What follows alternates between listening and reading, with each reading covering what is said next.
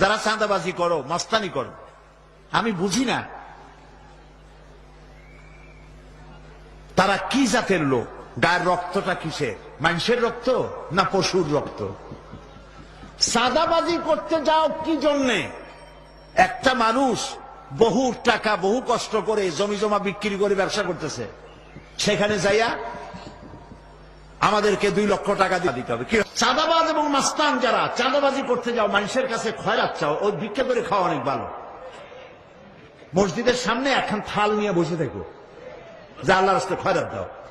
দোকানদারের কাছ থেকে চাঁদাবাজি করা, বিল্ডিং কেউ নতুন বানাইতে পারে না, অমনি হাজির। গলায় সোনার চেন, হাতে কতগুলা আংটি, তারপরে হাতে মোবাইল, গলায় সোনার চেন। শহরের মহা উল্লুক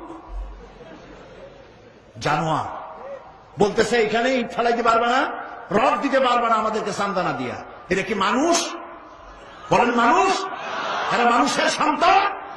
এরা জানোয়ার, পশু। চাঁদাবাজ এবং মাস্তান সন্ত্রাসী, ইসলামে এদের কোনো স্থান নাই। এদেশে যদি কোরআনের রাজ কায়েম হয়, সন্ত্রাসীদের মাথা কামাইয়া ঘোল ঢেলে দেওয়া হবে, যাতে মাথা ঠান্ডা থাকে। এই জন্য মাথা ঠান্ডা করিয়া বসে থাকবে। আর সকলের চাকরি দেওয়া হবে, কাজ করো আর খাও, চাঁদাবাজি করো না। শ্বশুরের কাছে চাঁদাবাজি করে, বউর কাছেও চাঁদাবাজি করে।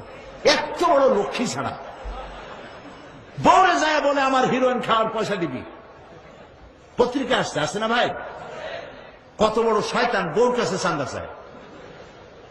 আল্লাহ এইসব চাঁদাবাজ, মাস্তান, অপহরণকারী আর সন্ত্রাসী জানোয়ারদের হাত থেকে আল্লাহ এই দেশকে রক্ষা করুন। বলেন আমিন। চিল্লায় বলেন আমিন।